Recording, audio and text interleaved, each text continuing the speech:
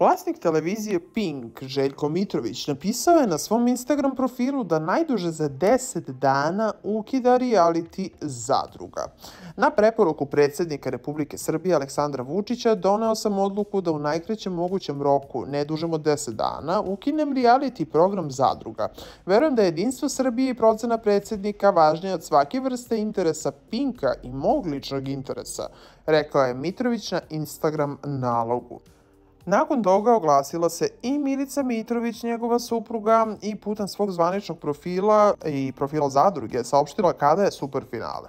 Zadruga 6 završit će se 8. juna u 21 čas. Kako će izgledati ceo protokol, ostaje da vidimo.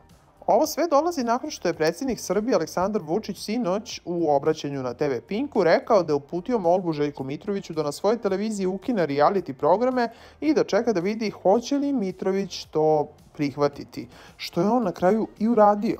Zadruga je prestala da se emituje 10 dana nakon tragedije u Ribnikaru, nakon čega je Mitrović lično i ušao u Zadrugu i zamolio reality učesnike da se ponašaju, da ne smeju da imaju nikakve ekscese, ali sada je odluka pala. Zadruga se ukida.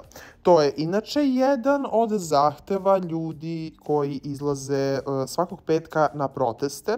Pomešani su komentari kada je gašenje Zadruge u pitanju. Neki su jako srećni zbog toga, dok su neki mišljenja da reality ne utiče loše i zapravo nije razlog zašto se neko ponaša kako ne treba.